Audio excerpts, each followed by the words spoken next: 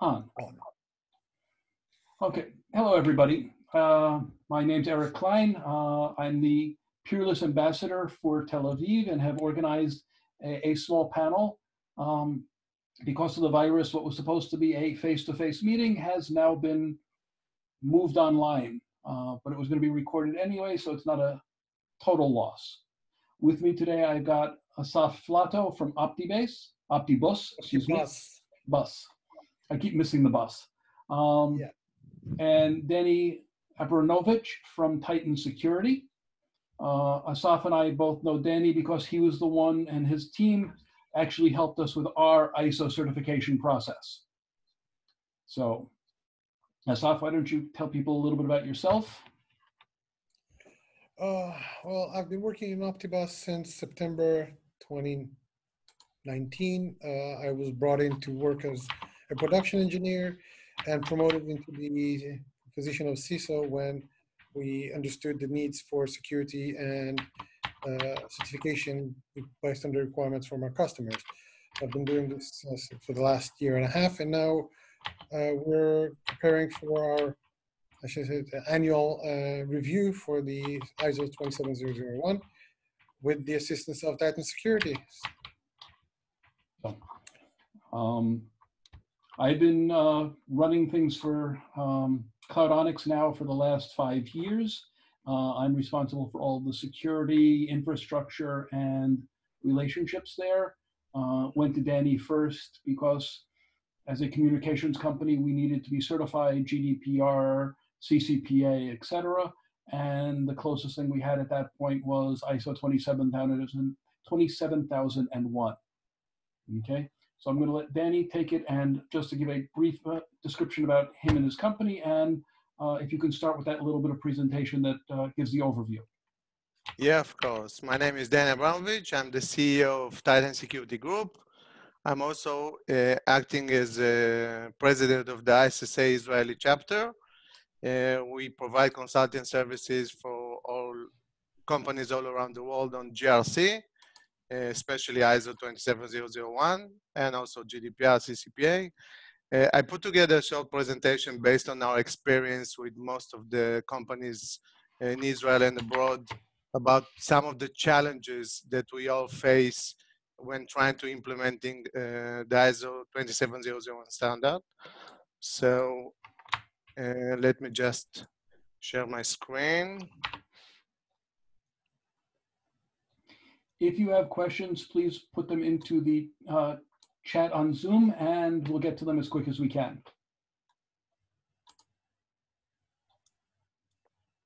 Okay. So I'll just start with a quick overview about the ISO standard. I'm sure that everybody is well familiar with the standard. So just give a quick overview. Then we're going to talk about 5 of the most critical success factors that should be in every company so we can successfully managing the ISO 27001 standard. So the first one is lack of management support. We're going to talk about each one of the topics. Second is lack of formal framework. The third one is lack of knowledge of the ISO 27001 requirements. Then we have the scoping and tailoring based on our company requirements. And we're going to finish with the how can we measure the effectiveness of the ISO 27001 standard. So let's start with a quick overview about the ISO standard. So as everybody knows, ISO 27001 standard has become a de facto standard all over the world. Every company now requires to be certified based on regulation or customer requirements. So everyone has adopted it. It's like I said, it's a de facto, and it can be used as a formal framework for managing the information security inside the company. And like I mentioned, also became a mandatory requirement for working with customers worldwide. Also can give you a basic starting point for regulation like GDPR and CCPA. The ISO standard is divided in 2 main parts. The first one is the ISMS, which is the Information Security Management System. It has 7 controls families that includes 22 controls. And the second part is the Annex A, which has 40 controls families and 114 controls.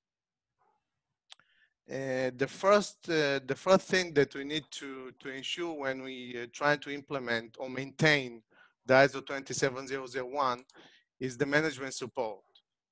So like I said, management support becomes crucial and is one of the most important critical success factor for both implementation and maintenance of the standard. How can we demonstrate management support? So like the ISO standard provides us with some guidelines, we need to ensure that the company information security policy and the information security objectives are well aligned with the strategic direction of the organization, with the business strategy. Then we need to ensure that the SMS requirements are well integrated within the organization processes. Another key points can be to ensure that the management has allocated all the resources needed for maintaining and improving the SMS within the company.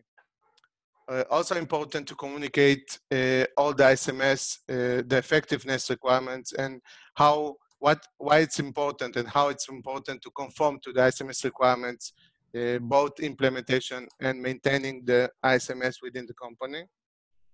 Another topic can be ensuring that the SMS achieves its intended outcomes. So first we need to define KPIs, measure them, and see that we achieved the intended goals. Another topic will be the directing and supporting person to contribute to the effectiveness of the SMS. So every person within the company, from the employee up to the management, are vital to the successful of the ISO implementation. So everybody needs to put a hand and contribute to the implementation. Promoting continual improvement through allocating resources, security awareness, meetups, and saying everybody why it's important to implement and to keep up the information security. And of course, supporting other relevant management roles to demonstrate their leadership as it applies to their areas of responsibility. So giving the support to the Chief Information Security Officer that he needs, he's one against many, all the employees. So getting support from the management is very important and very crucial. So this is the first key point or challenge that we are facing when trying to implement the ISO standard. The second point will be a lack of formal framework. So most of the companies don't know how to address or to tackle the ISO 27001 implementation. One of the things that I like to introduce and recommend to the companies is to choose and adopt the PDCA model, which is the plan, do, check, and act, and then divide the SMS activities between every pillars. So the first pillars, which is the plan, we have the initiating the SMS, understanding the organization and its context, ensuring leadership and project approval from the management support, define the scope of the SMS, ensure that we define and implement and enforcing an information security policy, conduct a risk assessment, and define the objectives and targets, and of course, implementing a formal information security program. The next pillar, the second pillar, which is the do pillar, we have the organization structure, which affect us from the both internal and external context of the organization. Document management, we need to, the ISO standard talk about a lot of evidence, so we need to develop a lot of policies and procedure and maintain those. And of course, communicating to all the relevant employees, both internally and externally outside of the company. Then we have the design of controls and procedure. So all the security controls from Annex A based on the risk assessment findings need to be implemented and maintained and improved, of course. Then we have the communication. We need to communicate things like security objective goals inside the company, outside the company. We need to communicate the example security incident if we have. So we need to make sure that the customers and the regulators knows of any security data breach in case we have any of those. Awareness and training is also very important implementation of the controls, like we said, from Annex A, incident management, and of course, operation management. The third pillar, which is the check activities, we have the monitoring, measurement, analysis, and evaluation, this is one of the most important, that we need to monitor that we've done a good job on the previous pillars and the activities. And we have the internal audit also to check it. And we need to present the findings to the management review, allocate resources, and prepare the next plan for the next year. And the fourth pillar, which is the last pillar, the act, is the treatment of non-conformities. So all the findings from the internal audit, we need to make sure that we have a corrective action plan, and we're going to implement it as part of the act activities. Moving on to the next challenge, like I said, lack of knowledge of the ISO 27001 requirement. So most of the organization, from somehow, there's a common mistake. They treat the Annex A security controls as the ISO standard, and they are missing all the ISMS requirements. So basically, the ISO 27001 standard, it's the ISMS, and the security controls from the Annex A is just an appendix. It's an Annex A, which is part of Clause 6 here in the ISMS, the planning. So the risk assessment results will provide us with guidelines which security controls are applicable from the Annex A. So the Annex A should not be treated as like the ISO standard, because this is not the standard. It's just the security controls that we need to apply based on the risk assessment findings, which is part of the ISMS. Also, the ISMS is it's mandatory. So we need to ensure that every clause within the ISMS is implemented and treated so it can be fully compliant with the ISO standard. Moving on to the next section, which is scoping and tailoring. So as you probably know, no organization is the same and similar. So the ISO standards is different from organization to organization. So we have two things to do here. One is tailoring. So we need to make sure, one is scoping. We need to make sure that we are scoping all the applicable security controls which are applicable based on the context of the organization and the risk assessment and the scope of the ISMS. And then after we scoped all the relevant security controls, we need to tailor them and make sure that they are aligned with the business and operational requirements of our own organization. So like I said, no organization should be treated the same like other. And we can do scoping and tailoring for our own unique use.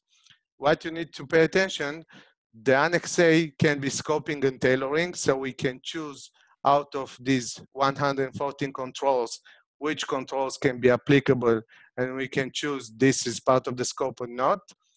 On the other hand, the ISMS activities can be only tailoring. We cannot exclude any part of this because the ISMS is mandatory. So here on the ISMS, we can tailor the security controls. On the Annex A, we can both do the scoping and the tailoring. And moving on to the last challenge is the lack of measuring of effectiveness. So what happened after we implemented the first year, the ISO standard, and now we need to maintain it. And of course, the ISO standard talks about continuous improvement of the standard. So we can choose a model for measuring the maturity assessment like CMMI model, which has 5 categories of measurement. And I gave here an example. Of course, you can use it. You can modify it based on your unique requirements. It has, like I said, 5 categories. So this is only the example. You can tailor based on your unique requirements. So level 1 is initial. No control is implemented. We're going to see in the minute on the next slide, we're going to see 2 examples. Level 2, it's called repeatable. So the security controls are informal or ad hoc. or the control may be implemented as not informal within the company. Level 3, it's called define. So here the control is implemented. However, it might not cover the whole organization, or it might not be formally documented as the ISO standard require it. Level 4, it's managed. So the control is implemented covering the whole organization. It's formally documented. However, it's not periodically reviewed or optimized for effectiveness. And of course, the last one, which is optimized, and it's not level 4, it's level 5. The control is implemented, documented, periodically, and optimized for its effectiveness.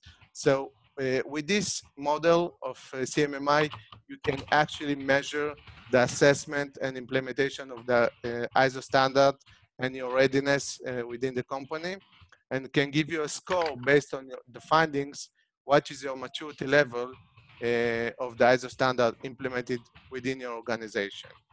Next, we're going to see two examples. One is the policy, and another one I took technology controls. So let's go for the information security policy, which is A.5.1.1. So level 1 initial, if we are in the level 1 initial, no security policy in place. So this is the situation where the organization has no security policy, no formal security policy. If we are on level 2, which is repeatable, the security policy exists, but as a general statement, the policy doesn't cover all applicable business units or processes required. In addition, the policy is missing crucial parameters such as security objectives, security goals, or management commitment to continual improvement, and roles and responsibility on authorities as required by the ISO standard. If we are on level 3, which is defined, then we have a specific policy which exists. It's supporting the business goals, clearly stating in details what is mandated or prohibited. A normal person can easily understand it. The policy includes roles, responsibility of authorities like the ISO standard requires, but the policy hasn't been approved formally by the senior management. So as you can see, as we move on, we improve something, but still we are missing something, and we have the ISO calls it opportunity for improvement. So we have some topics that we can improve moving towards to the level 5. On level 4, which is managed, we have the security policy, which covers all the areas of business. The security policies is owned by appropriate functions, including IT, but also finance, HR, legal, etc., and defines the roles, responsibility, and authorities, like I said, required in the ISO standard. But what we're missing here, the policy hasn't been communicating to all relevant parties, such as all company employees and third parties as applicable, of course. In addition, reviews are not carried out at intervals, so at least once a year, the policy should be reviewed and updating as appropriate. And on level 5, as you can see, we don't have any findings, which is optimized. So this is, of course, an example of how can we apply the CMMI model based to measure the effectiveness of the ISO standard or ISMS activities in the organization. And my last example, I took another control, which is more technical, A.12.2.1, which is controls against malware. So on the level 1, obviously no security controls is in place. On level 2, the security controls exist, but is not centrally managed. In addition, the controls doesn't cover all organization assets. So we can have, for example, we have an anti-malware installed on workstation. We don't have an anti-malware installed on servers, laptops, and maybe mobile devices. On level 3, which is called defined, security control exists and is centrally managed. The controls covers all the organization assets, but there is no formal configuration management process for this control, which can assure us that all assets have the last version and are updated to the latest signature. So though it covers all the assets, we don't have a formal configuration management process in place to ensure that all devices are manage using the last version and the same version. And moving on to level 4, which is manage, like I said, we are improving every step in the way, but we are missing the process is not formally documented and managed, so we don't have a standard operating procedure for the anti-malware. And moving on to level 5, everything is optimized, and this is the goal that we need to achieve. Like I said, it's an example. You can, of course, tailor based on your unique requirements, but this is an example how we can apply the CMMI model to measure the ISO27001 controls. Thank you, Dan. Now, if you have any, welcome. If you have any questions, I can leave one of the slides here. If you have any question, I can address them.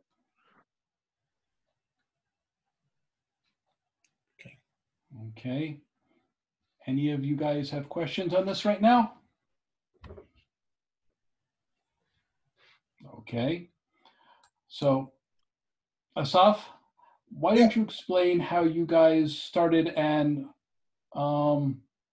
handled the process from inside the company? Because you are not a senior executive in the company. You are more line management, if I recall. Line manager? All right. You're in the middle. You're not. No, I'm not senior management, nor am I in a management role, except for the aspect of the security where my input is, let's put it, it's taken into most consideration based on the requirements and the evaluations done. But all right, how we did it in the company. When the company was required to perform the ISO preparation, ISO setup. Hold on one second. Take a step back. Where was the company in the development or going commercial before you started the process? Oh, we were already in production, and we already had customers before that. None of them were requiring us to have any certification for security.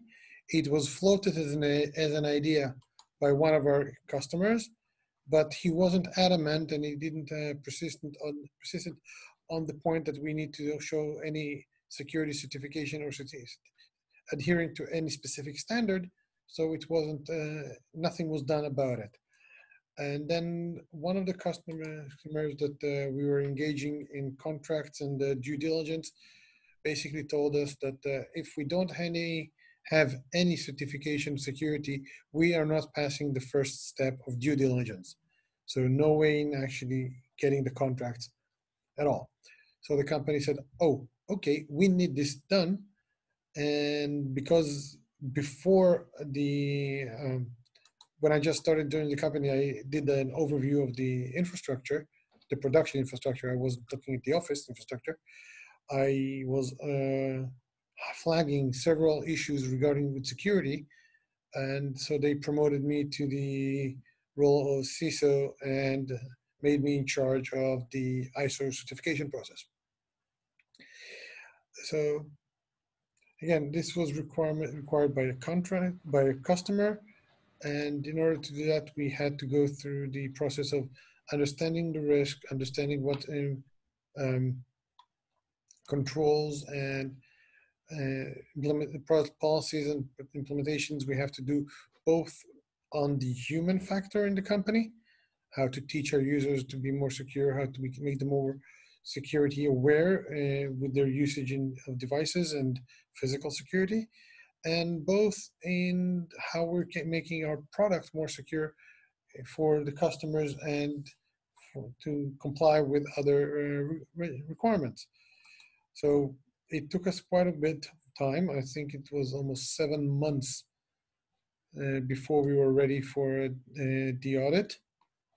And then I was not doing some of my job, and because I was supposed to be a production engineer alongside of me being CISO, I was focusing solely on that, writing the policies, designing them with the help of Titan security professionals, learning about the ISO process and the ISO certification. There are several online courses that you can take in which help you understand the ISO if you manage to stay awake, because some of the online courses about it, they are spoken in a very dulcet tone and in this pace.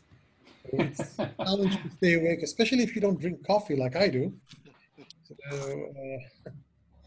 I managed to struggle my way through it, write the policies with help, of course, taking templates and adapting them to the requirements of the company, sometimes having to scrap the entire document and write what is appropriate to us, because the ISO itself was written in a world where the concept of CI/CD doesn't exist. For instance, you have to have a change control process for any production changes, where the whole concept of CI/CD, somebody pushes it into Git, the CI checks it, it's working, it's pushed to production. There is no change control. So you need to adapt a change control procedure alongside the secure development lifecycle policy to incorporate those factors, and those two are contradicting because they want to change control to everything that goes into production. Exactly. Yeah. And so, they want the security guys and the management to be involved in that. So I had to write a change control process that basically says, security is involved in the planning. That's it, done. We're looking at the planning. If we see something that might actually be a risk factor or a risk vector, we flag it then. And once it gets to the development, we're basically in the background. I've implemented and one of the things I've actually decided to do in order to make ourselves more visible, but still not a doorstop, is we implemented in the CI security scanning on dependencies and other things that are incorporated into the product. And now, if a developer decides to incorporate, or not decides, needs to incorporate a new dependency for the product, it's being flagged and sent to the security team, say, listen, there's a new dependency in there, which wasn't discussed before. And then I approach the developer, try to understand why he's incorporating this new dependency. I'm checking the license to see if we're also compliant with that dependency, because some dependencies that are incorporated into Node.js or in Python sometimes are distributed not in a free-for-use license. And if you actually incorporate that into your production environment, you're making the entire company and the customer, if it's Node.js, liable for the dependency that was incorporated. So these are things that I've started looking at implementing. And these are things, and because of that, I've also implemented a lot of security features and facilities to the company, I should say, eco environment or work environment, and bring it to our current date. I managed to make the office redundant by the fact that users don't have to be in a office in order for the company to continue functioning. Most of the company now is working from home. We're signed up 3 more customers. We opened our product free for any transport agency that wants to use it for free, because we have the bandwidth, and the fact that we're not in the office doesn't hinder us. So these is all things that came through the ISO that allows us to see the risks and the issues that affect our business, but we found ways to mitigate them through that. Okay. That's my journey through the ISO. I'm skipping a lot of parts, but this is my journey through the ISO. Understood. Danny, could you stop sharing, please? Yeah, of course. Okay.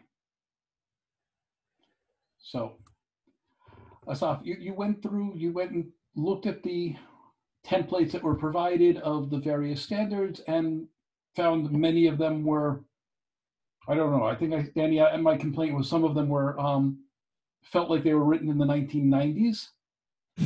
Like I say, we have the tailoring. So you should tailor. You cannot take the ISO standard and just try to be very righteous about it. You can tailor from your own unique activities, like Asaf said. because the ISO was written back in, in 2013 was the last version released. So obviously we are more advanced now. They want you to actually catalog all your devices that you have in the data center. Okay, I can't get to Amazon data centers. All Yes. my, yes, so, and I'm scrapping the nodes, the EC2 instances my application is running on, are being replaced almost, not hourly, but almost every At least, day. yeah, Daily. very Because I'm much using so. containers. So what, you want me to have a catalog of every EC2 instance and every pod and container running on EC2 instance? It can't be done. Yeah. But if Yeah. they want the record, yes, CloudWatch has it. CloudTrail has it. I can show it to you. But I can't keep tab on those things. So No, the ISO, you're right. didn't adapt very well to the cloud infrastructure usage of company. It's still mostly geared to brick and mortar kind of businesses where you have a data center and you can register who's coming in, coming out, when they did, what kind of actions they did. It still hasn't fully adapted to the cloud infrastructure or infrastructure as a service level of business. Agreed. There's a lot of what we found when we were doing it. Unlike you, we did it. We had most of the procedures and the concepts already in place before we started the process. We just didn't have them written down in the right format, which meant a lot of fun. But everything from fielding passes to passwords to working remotely felt a little dated. The best thing that I found out of the whole thing, which you already pointed to, was the disaster recovery or the work contingency plans are suddenly becoming the business continuity part of it. Yes, was incredibly useful for the situation that we're finding now. And I'm hearing lots of other companies that are asking me questions, and I've got a friend who asked, it's like, customers asking me for our business continuity? What do I put down? And the problem is with this is depending on how your company is set up. Okay, I run a factory. Business continuity requires I actually have to have people there to actually work the machines. Whereas if I'm a software or a cloud-based company, so long as I can securely connect to the systems, I can work from anywhere. So for us, the whole virus situation and everybody being locked down was, okay, it means no more face-to-face meetings and working on the whiteboard together. We have to do that via Hangout, Zoom, Skype, Team, whichever is the one that is working for that particular day. Yeah, in our case, it was really, really simple. The VP R&D asked me, what's our business continuity plan? And I explained to him that in all honesty, our business continuity plan is just making sure we have enough concurrent connections on the VPN and enough bandwidth on the back end to support all 50 or 70 people that needs to do it. And he said, how long will that take? I said, 15 minutes. Yes, the other side. And he was like, that's it? I said, yeah. Well, that's 15 minutes if you delay and give me the company credit card to buy the licenses for the VPN. Yeah. Of course, he didn't delay. I mean, that's it. For us, the most interesting thing was because we're based also like you on Amazon, the auditor started asking us questions about, well, what happens if you have a server location outage? And he tried to give us the example of flooding one of the POPs. And we're like, okay, to flood us out, because we're in 3 different locations in the state of Ohio for our baseline service, I literally have to take the entire Lake Michigan, have it completely flood Ohio, Columbus, Akron, and one other city, I don't remember where the third POP was, and you literally have to flood the entire state of Ohio to take us out, because we can work out of any one of them, auto sense and everything. And he's like, how does that work? So we literally had to explain what cloud technology was, because it's not just the standards are not clear. A lot of the auditors are still not cloud, not SaaS oriented, and haven't learned the tech. So we're basically, not only are we being audited, but we're actually educating them as to what is possible in the current world of technology. Exactly. But on the other side, if I actually had to print out all of the different policies and procedures that we worked on with Titans, I probably have an entire shelf, a little bit bigger than the one behind Danny there, of just the policies that we would have to use and update periodically. The fact that they have decided that keeping Google storage and documentation and updating it periodically is a valid way of doing it makes a whole lot more sense these days. So there is some places where the process has gotten good and other places where they're still trying to catch up with the reality of the day. Yep. So this is an interesting thing for us. Yeah, but like you mentioned, Eric, this is the problem not of the ISO standard, it's the problem with the auditors. So like you say, and you're totally right, we need to educate them because most of them are not well adapted to the CI/CD and the cloud and the worldwide business logic. So they are used to going to factories and mapping all the assets, physical assets, and they want to see an Excel file with all the physical assets. And then they're asking a bunch of questions that we're just looking and don't know how to answer, and then we try to educate them.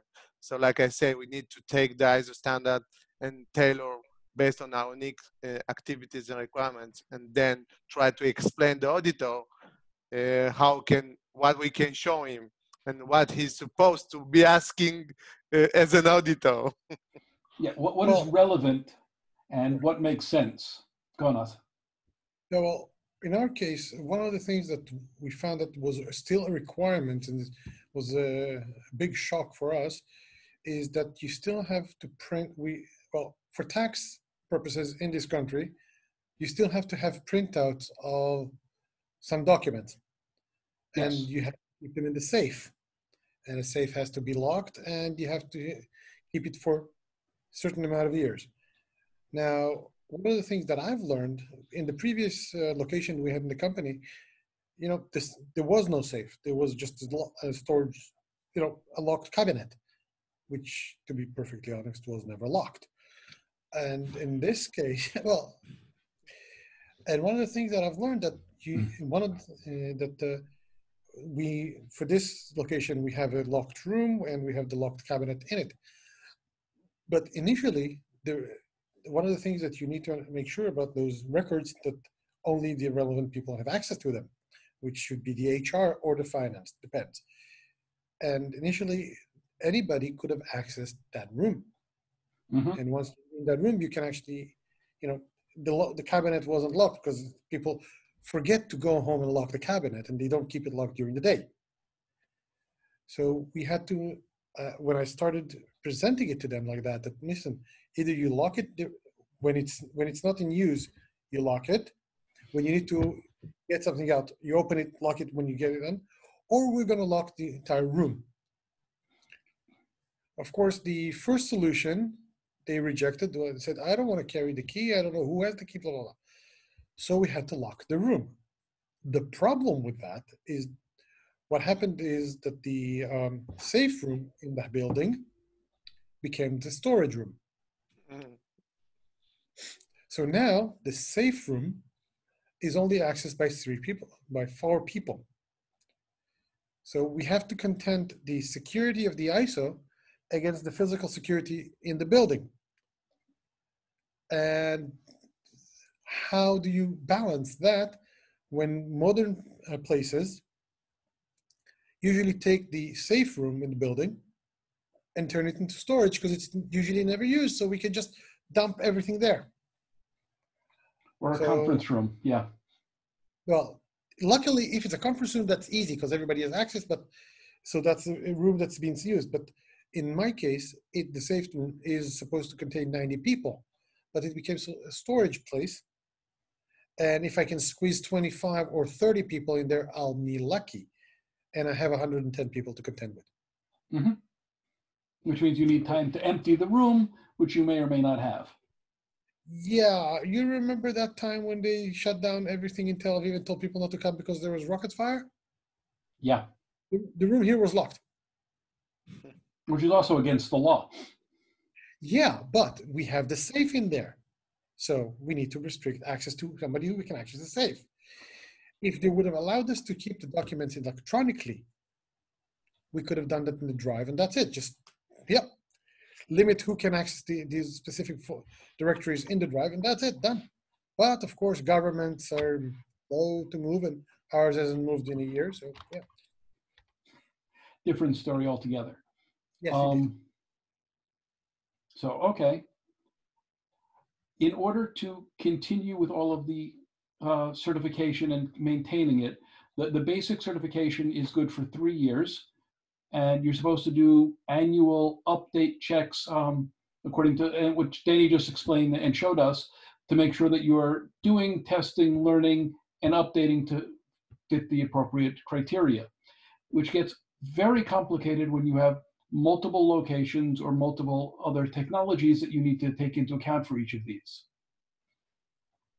Yeah. So, and right now, one of the things that we were discussing just before we got on the call, I know, Asaf, you guys have offices outside of Israel. Yeah. We have office outside of Israel. And if the answer is I need to do an audit, first off, we're all on lockdown, so you have to do the audit via video call.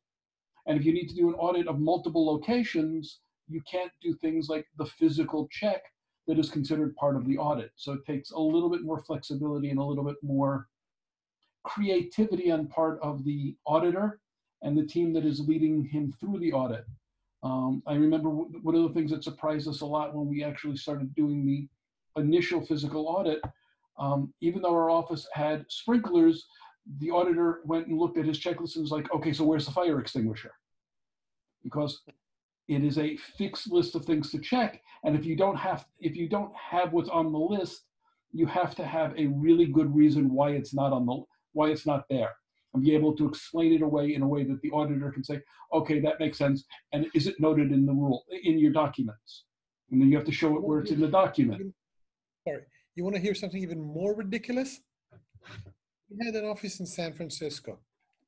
Based on the ISO, and it's a WeWork office or something similar, right? Based on the requirements in the ISO, that office must have a shredder and a fire extinguisher, right? Mm-hmm. First things first. None of the printed material, the office doesn't have a printer, and all of the printed material in there is public marketing documents. Why would you want to shred that? You want to keep that. That's one. Two, it's at WeWork. There's sprinklers, as you mentioned. There's no hardware there that we can actually burn. So why do we need to actually put a extinguisher? Fire extinguisher, yeah. And then he wanted to see the actual office. So we showed him the actual office. It's 3 chairs, 3 desks, no screens, nothing else. There's a window outside, lovely view of the bay in San Francisco, and that's it. And a lot of printed material, which is marketing material. All of which is public material.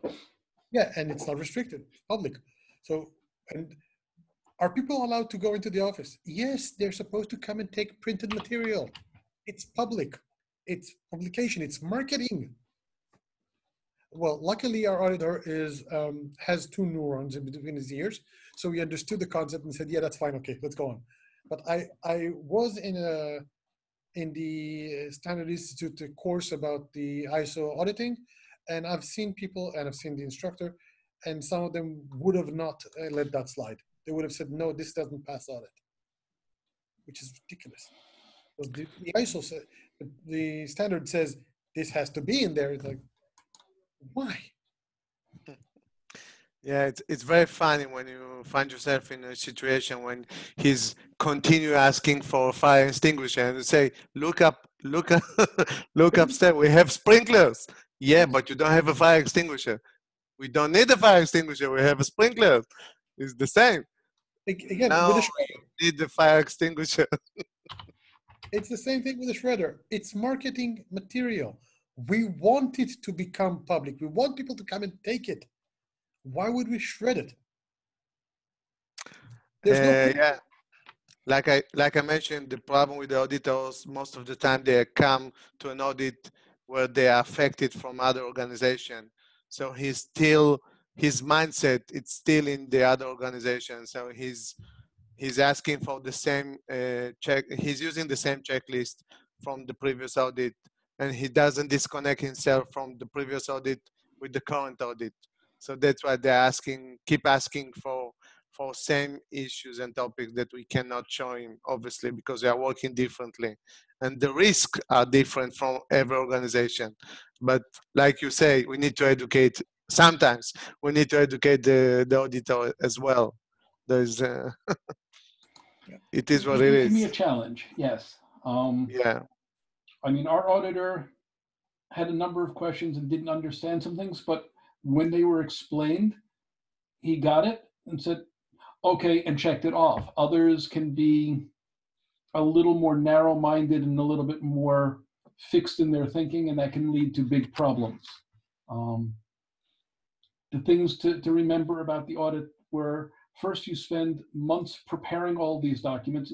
Like I said, we were lucky. We had almost all of the procedures already worked out, just not written down in the right format. So it just took me time to rewrite everything into the appropriate documents, which took quite a bit. Then we did the internal test audit. Then we did the actual audit. The actual audit turned out to be 3.5 days, which wasn't so bad. One of the things that we found, and I recommend that the people who are going to be running the audit for your company need to know and brief the people who are going to be interviewed to know when to shut up. Exactly. So Not to volunteer any information. Well, it's beyond that. Some people are incapable of not volunteering. So if somebody asks a question, they feel a need to give a 2-hour lecture on the answer, which in some cases is good because it kills the time. But on the other hand, you then give the auditor a whole bunch of potential new questions or new things to start asking about, which are really frustrating. So understand who the auditor is going to want to talk to, which documents he's going to want to do.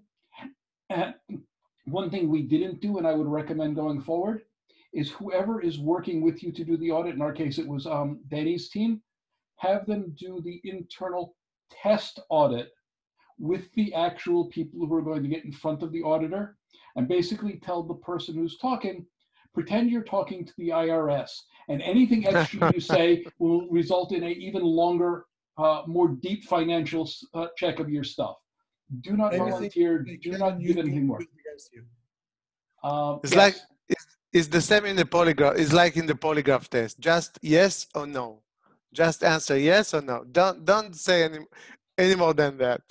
Or sometimes it actually requires a more answer. Where is or how do you do? Get that down to no more than 3 sentences.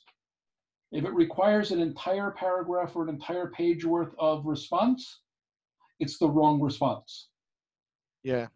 And our CTO really likes educating people. So, well, how do you do this with the Wi-Fi? What can you do with people working? Oh, we don't need this. We can do that. And for a half an hour explanation. Like I said, it was painful and it's difficult to pull one out. Yeah, I remember your CTO, yeah. Adding to what you said, just remind the auditee that if the auditor is not asking, obviously don't volunteer and don't enhance more than you're being asked, you know, don't. Sometimes the auditee just forget their places and they think about the auditor that somebody is going to come and check what's missing and they're going to get a lot of budget afterward. No, that's not the auditor job. No, like I said, the other part of this is some people, especially some senior technical people, are in educating people mode, at which point they want to give long, expansive answers to educate them what it is and why it is, not yes, we have.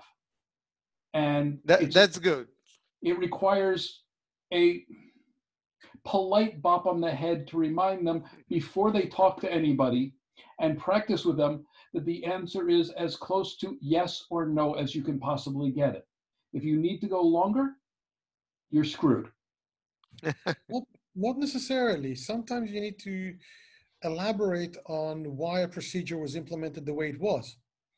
Yes, I agree. But you really don't want somebody to give a lecture on the what and the why. You want to keep this as short as physically possible. True, when possible, you want to keep it as short as possible. When it's not, you want to make it that you deliver the information in a way that will allow the auditor to understand why your decision was made the way it was. And sometimes you have to elaborate on that one. Specifically, we had a case why again, and I've mentioned this before, why our change control process, which we didn't have in the initial audit, we didn't have a change control process, why we're doing the things the way we are. Of course, that's again contradicts the standard. And we had to sit down and explain, and we did it in extensive detail. I think from the first day, which is supposed to be 9 hours, I think 2 hours went into explaining the concept of CI/CD and how we're planning on implementing it. So 2 hours out of 9 Okay, of wait. that day. Out of that 2 hours, how much of it was educating what this thing is versus how much of it is how we're implementing? Both. No, time. 80-20, 80-20, I'll answer. 80-20. So it's 80% of your time was probably teaching them what it is, why it is, how it's supposed to work, and then 20% of this is how we're implementing it. This so is how, got it. exactly, Okay. exactly. The other way around. It was 20% telling him that we're working, and our goal is to work in a CI/CD environment, and he wanted more explanation of how we're planning to do that and why we want to do it. And then 80% of the time was how we're actually implementing it, what are the policies, and why we chose to do it in this exact method. And that took 2 hours. Okay. So it was an elaborate setup, and it took us a long time. And we had to I had to bring in the CTO, the VP R&D, and a lot of people in order to make sure, and people that initially weren't supposed to be in the audit, I had to come in and explain to him the decision process of why we're doing it the way we are. So, like I said, sometimes more information is good, but as I know your CTO, it's not just the more information is good, is the more information and the way it affects the ecosystem and the way it affects the global environment and the way you understand it. He's going in, he's elaborating. Eventually, he will go and explain how the cosmos is affected by the fact that you changed one bit in that packet. I know him. So yeah, not going into the cosmological effects of changing from integer to a string is a good idea. Yeah. Yeah, it's obviously a balance point, but where possible, until you're asked more detail or asked for more explanation, don't volunteer it. That was the one thing that we learned. And some people are not good at not volunteering. Yeah. So, okay, so we're almost an hour into this. Asaf, is there anything that you would like to add? There's quite a few things. We're coming up to our annual review. Yeah, of the audit, which is supposed to be in May, end of May. And the problem that I'm finding, and this is something that Danny showed in his first, I think it's the first slide. The problem that I'm facing mostly is the lack of support from management. If you don't get the support of management and tell them, listen, guys, I need this in order for the audit to work or for our security to be improved. All right, let be a little blunt. Screw the audit. I want the security to actually work, to be effective. And I don't care if the audit fails. That's not why they asked me to do security. The audit is nice to have. It's for the customer. That's fine. I want the actual security to work.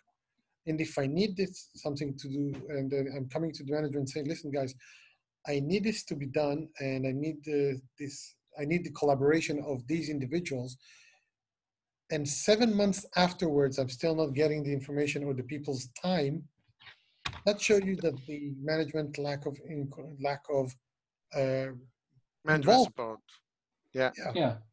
If you don't have proper management buy-in completely across the entire process as an ongoing thing, and it's just a one-time thing, personally, I turn around to management and go, you do realize that once we lose the certification because I'm not getting the resources or the abilities to finish this, you will probably get kicked out of some of the customers or not able to get new deals because people are asking for it.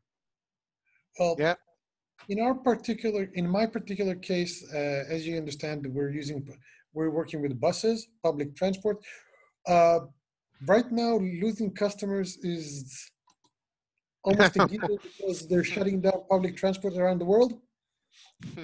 So giving that excuse about the audit is not going to work for me. Well, but yes, in general. The alternative there is, well, since all of the buses are shutting down anyway, and nobody has anything more important to do for doing things with them, can we actually get this done so we can pass the audit and not lose future deals? Yeah, no, but like I said, if the management doesn't support what you're doing, and when I wrote policies and added new policies, I published them, and only after the steering committee meeting, the mid-year steering committee that I had, when I said, guys, I'm talking to people about procedures. I'm sending you guys, and you guys know how Google Drive works. You create a document, you send an invite to people to see it. I'm sharing with you. Yeah, I'm sharing it with you. I'm sending you guys the documents. I'm sending you the procedures to review and to approve and everything. And it doesn't trickle down to the employees. Nobody beside me or the IT guy, which works with me to actually make sure some things are done, is unaware of these policies and procedures. And all of a sudden, they say, oh, we have procedures, we have policies. I was like, yeah, I wrote them, I put them in the policies, they're documented, they're classified as our ISMS specifies they should be documented, classified. And all of a sudden, it started trickling down, and they managed to understand that, yeah, this is something that they have to push the team leads and the management in each of the departments, so it'll trickle down to the users, to the actual employees. That's where the mandatory testing and education and testing parts have to come down with full management backing. And that caused the separation that I had for what's called awareness training. You're supposed to do awareness training. Some places do it once a year. I'm a little bit more strict at that. I do it twice a year. And I'm in the process of actually recording it and moving it to a video instead of me physically being in front of every person that starts in the company. But I had to develop 2 scenarios, basically 2 awareness training, one for employees, right? Mm-hmm. Which is about how the procedures and what to do with the company and everything. And then one for the management, what they need to be more acute on regarding their employees and the information that they're handling. And when I did the management one, you saw that some people really didn't understand what the security was all about until I started to explain to them, because they thought the security is, the CISO's problem. It's nothing that I should do. Yeah, I got a password. I log in. What else do I need to do? Yeah, exactly. And then I started showing them what their responsibility is from a security standpoint about their team members. And as they say, it's somewhere the buck stops here. And the CISO is not where the buck stops. The owner of the data is where the buck stops, right? If it's HR, it stops with the HR VP. If it's in finance, it starts with it's the CFO. And I started showing them each and every single thing about their responsibility. There were a couple of pale faces in the beginning, but then I calmed them down and showed them what we're doing and how we're helping them without them understanding what we're helping them. And now I have support. But again, this happened 3 months ago, and our first audit was almost a year. So slowly they're starting to understand. So if the management doesn't help or doesn't want this to happen, the CISO can make, floops and become a Cirque du Soleil extravaganza. He'll never get it done. Yeah, it has to do with the management. If there is no backing from the CEO, CTO, CFO, and COO, it's not going to happen. Yeah. Unfortunately, that's probably one of the biggest problems and the biggest challenges on this. Writing the procedures is one thing, getting management to buy in and understand that they have to be active in this, share it, audit it, and get reviews as to what we found. Because we do an audit, we found that this is wrong, you need to buy this, you need to change that. At the company level, it makes it impossible if you don't have the buy-in. And Yeah. it has to be hit to them very clearly. If we don't do this and we don't do this right, or we fail the audit and we can't fudge it, these are the kinds of things that are going to happen along with losing certification. Which customers are requiring you to be certified or have some sort of formal procedures that are approved? And what are you going to do when you lose all of them? What's going to happen for this? What are you going to be when you can't bid on things? It has to sometimes be really blunt and dollar value in their pocket for them to take it seriously. And that's a shame. We had a case a while back of what will simply be classified as a security incident. Our head of product went with the CTO to San Francisco, and they were in the hotel. He asked the CTO to watch over his bag. The CTO was distracted, and somebody walked away with his bag with the laptop inside, passport, and wallet. Thankfully enough, 3 months before that, I insisted that all the laptops in the company would be encrypted. So the guy got a nice brick, a Mac brick, but a brick, right? He can play ping pong with it. Well, he can wipe it and get the data, but he can't actually get any of the product design or our code or the internal memos, which is what was more prevailing for us, or the contracts. But people started freaking out and waking me up in the middle of the night, right? Because it's 10 hours difference to San Francisco. This happened to them at 2 o'clock in the hotel. You can imagine what time it was here. And because I was able to encrypt his computer beforehand and everything. So once initially when they told me they told me they stole his laptop. And then they told me, wait a second, we see the thief just did a transaction on his credit card. So I was freaking out because I thought that he was able to hack the password, and now he has access to it, or he was able to hack the computer. It took them about 5 to 10 minutes to explain to me that no, he took the entire bag with the wallet, and I was like, okay, fine. There's nothing for me to do anymore here. The laptop is bricked now. Yeah, now it's an insurance claim for getting a replacement one. No, the first thing to do is go to the embassy because he stole his passport. No, but I mean, it's no longer me. It's now you deal with the credit card company, you deal with the embassy, you deal with the insurance company for getting it that. Yeah, I'll remote log in and make sure that it's completely accessible and everything, because you can do these with a lot of these stuff now with the remote control and management stuff. True, but this shows why we have to be more adamant about the decisions we make, because when I started talking to the guys in the company about encrypting laptops, everybody, and I mean everybody, were against it, were opposed. Oh, it's going to take too much time, it's going to ruin my speed, it's going to take that and that. All the excuses that you can actually think about, until I showed the people with Mac that they can actually do this while working and they wouldn't be interrupted. Okay, and Windows guys, they need to enable their encryption. Just reboot the device and that'll work. Linux took more time. Finesse, yeah. No, more time, because you can't encrypt a working laptop. You have to reinstall it. So it took more time, but we managed to do that. But once the thing is, Mac was easy. We did it at the beginning because it was just, checkbox a flag in File Vault, that's done, you move on.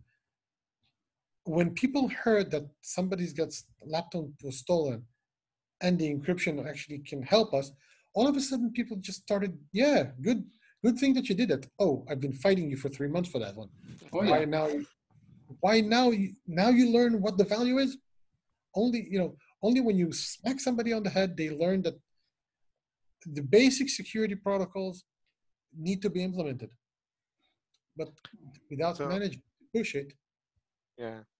So if you mentioned in my presentation, communicating and improve the awareness.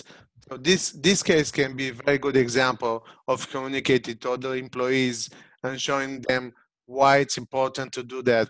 Because until it happens in the organization or someone you say, come on, it's a waste of time. It's gonna be taking much longer to do restart now and working. And until they see it, that it can actually, security, it can actually help them. And it's not a burden, it's something that can assist in doing their work properly and securely.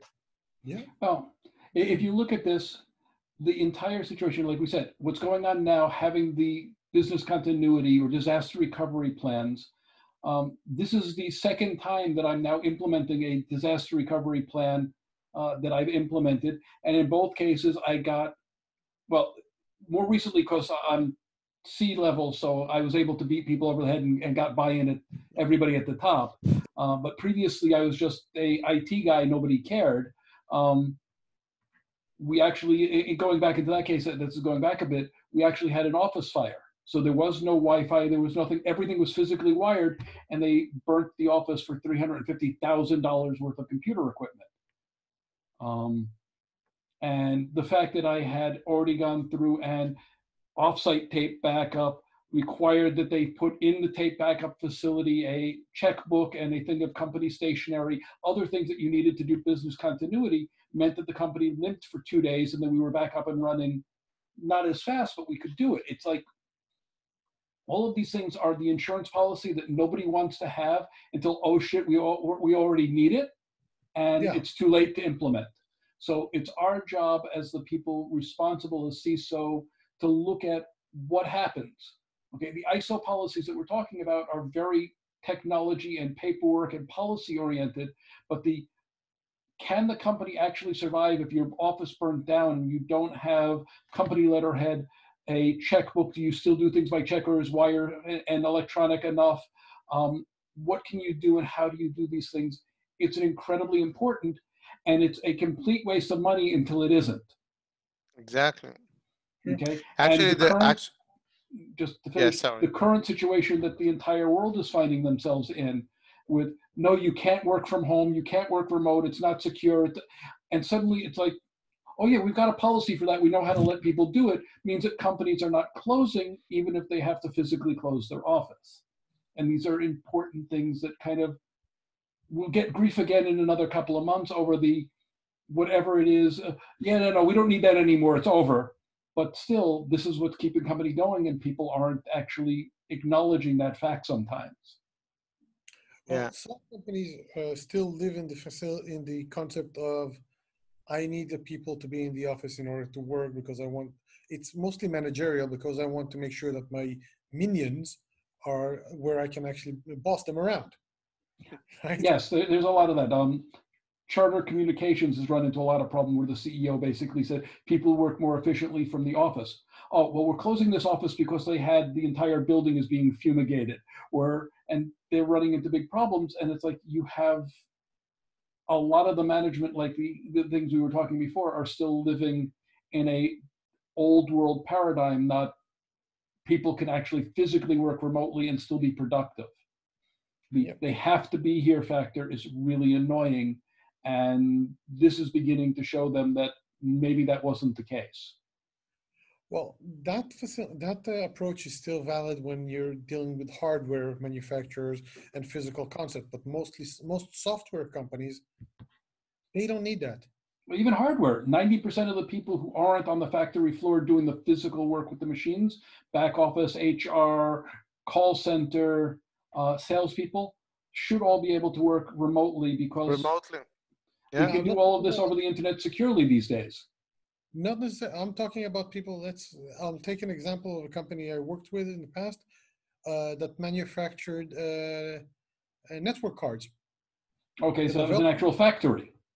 No, that was the actual QA environment and development. They actually had to write the drivers into the card and test it physically into the chassis of a server. So they had to be physically near the servers, right? Yes, but the back office people didn't. No, the back office, no, but. Okay, so some functions physically need to be there, and support functions and some of the physical people who have to actually physically touch the devices. Yeah, I know for us, we're completely remote, except that when one of the servers in the office goes down, the person who lives closest has to go over and do a reboot. Okay, so we're down. In the office? Go We do our build server is in the office. We have to have it on a Mac. You can't run it on the cloud. Getting Apple software to run Apple app development on the cloud is difficult because Apple doesn't like to let the Mac OS run on cloud services. Now, when Apple comes out with their own cloud service hosting to match Microsoft or IBM or Amazon, that'll go away. But right now, if you're doing mobile app development for iOS, you need to have a physical Macintosh machine somewhere that you can run the stuff on. Virtual machines aren't permitted under their licensing, although some people do it. Okay. This is an annoying factor, but other than that, everything we've got is on the cloud or on the laptops, and they're all connected remotely and securely. And explaining that to the auditors as, yeah, we don't have this or this or this. Our guys can work in any coffee shop, any library, or from home. It's the same security off of the system. We're fine with that. Took a couple of minutes to explain why, and then the auditor's like, okay, that makes sense. Next. This is when you get an auditor who is able to learn and is open-minded enough to accept that the world is not all coax cables connected to dumb terminals in your physical office circa 1990. Oh, it's not? It's not? It's not? Okay. Wait, which is why we're actually able to do this instead of a three-person panel sitting in front of the Optibus logo all in one room. We're able to do this remotely from 3 different houses. Danny, can I put this current situation as a record for testing the BCP? Of course, Yes. of course, of course. Very much I'm not so. kidding. Yeah, very much so. Yeah, exactly. This exactly. is not a testing. This is we've implemented it. It worked, and it's part of our recorded BCP. Yeah. it's part of our recorded exhibits. Yeah. So, An actual record of BCP success. yes. So now the auditor just faced all the situation where everybody work remotely, and it's possible, and it works. So you don't have this little check marks on every audit going forward for the next 6 or 8 months is going to be okay.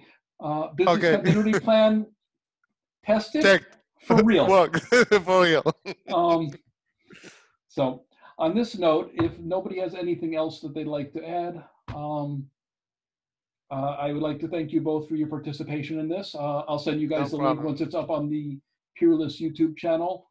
When I can physically see both of you in Peerlyst, we made arrangements to give our speakers here in Israel T-shirts with the Peerlyst logo, but obviously I can't physically hand it to you today, so we'll get it to you some other time.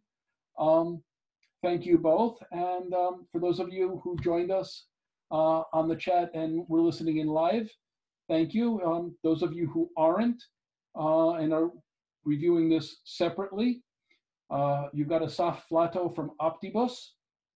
You've got Danny Abramovich from Titan Security, and I'm Eric Klein from Cloud Onyx. If you have any questions, feel free to put them into the Meetup or the Peerlyst group, and I will connect you with the guys as appropriate. Yeah, and Eric, I'll send you the presentation. You can share it on Peerlyst, so everyone that want to download it and use it. So, thank you all. Great. Thank you, guys. Take care. Bye-bye. Bye.